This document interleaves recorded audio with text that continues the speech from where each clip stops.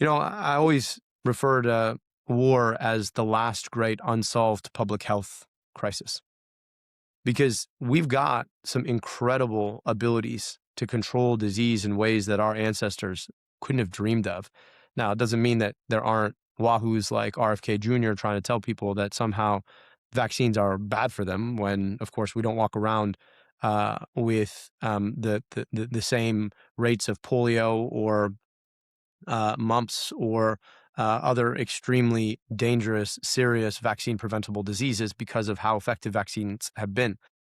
And yet, when it comes to our conflicts, we can't seem to exercise the technology of diplomacy in ways that keep us from fighting wars that devastate human bodies. Of course, it's the direct loss of people who die in war because of direct violence, but it's also the displacement. It's also the destruction of infrastructure that keeps us from drinking water that's been soiled, that allows us to eat healthy, clean food.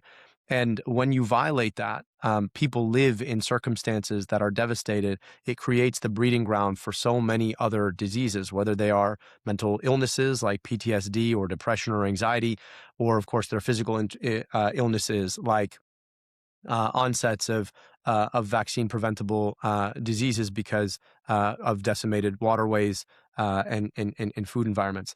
So war to me is the root of a whole set of preventable illnesses that we ought to be able to take on.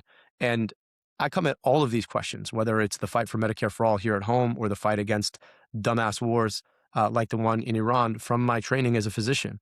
What is best to empower people to thrive, to live their healthiest, best, most fulfilling kinds of lives? And war is exactly the opposite of that. And then you ask yourself, for what reason? Who wins in war? Well, it's the people who make weapons that we go and drop on other people, or it's warmongers who believe in territorial expansion based on a myth they told themselves about who they were and where they stood in history. None of this is justified. All of us want to live our best, healthiest, longest, most fulfilling lives.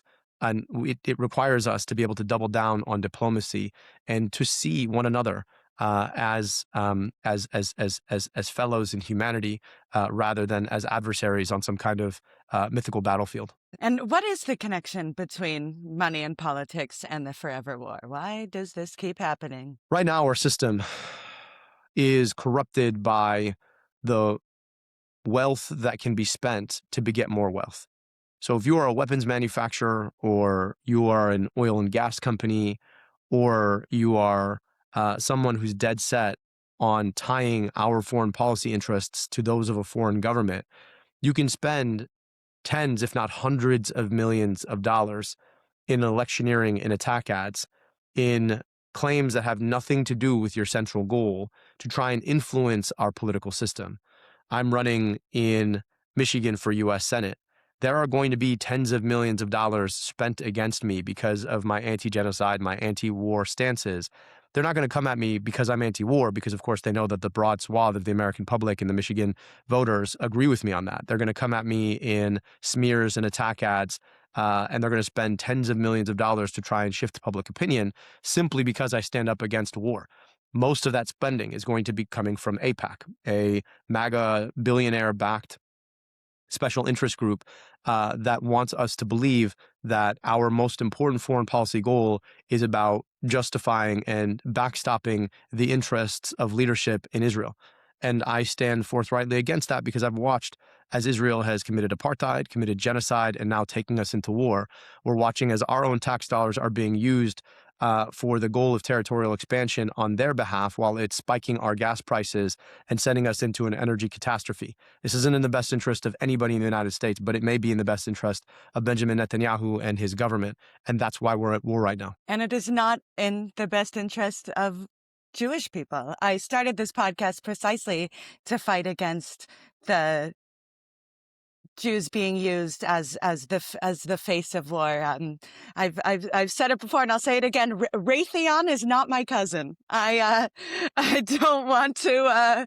I'm not here to empower and protect Raytheon. Yeah. And Orly, if I can comment on that, I really appreciate Please. you saying that, because there is this effort consistently to expand the definition of anti-Semitism to include Hmm. a country. And I love and revere Judaism and the Jewish people. I was so blessed to grow up in a community where about 40% of the kids I went to high school with were Jewish. I learned so much about Jewish culture and Jewish history and Jewish resistance against the exact same forces that we're seeing deployed to take us to war right now. The attempt to tie Jews and Judaism, whether in America or even in Israel, to the interests of the Jewish government, I think is such a dangerous thing. And I say that as someone who also knows what it's like to be discriminated against for praying a little bit differently, being discriminated against because of my ethnic background. And I would never want anybody to say or to assume what I believe because of the interests of the government of Egypt, where my family immigrated from, or the interests of the government in Saudi Arabia, where Mecca and Medina sit. I stand forthrightly against our funding for the Egyptian military and the Saudi military as forthrightly as I stand against our funding for the Israeli military. Because at the end of the day, the same reason I love Judaism and the Jewish people is the reason I oppose genocide and wars, because I love people. And I want all people to have equal opportunities to thrive, regardless of who they are, how they pray, where they grow up, and what circumstances they live in. And I think it's just critical for us to constantly be pushing our beliefs and our principles independent of an effort that people make to try and say that your attempt to oppose a genocide or a war has something to do with people they say you hate rather than who you love, which is all people. Yes, to paraphrase my rabbi, Larry David, I hate people individually, but I love mankind. And As well said. something I think about a lot is how anti-Semitism and Islamophobia have the same dad, which is white Christian nationalism. I'm scared of Tucker Carlson, man. I'm really scared. What could we do to better unite and fight against this white supremacy? Because it's scary.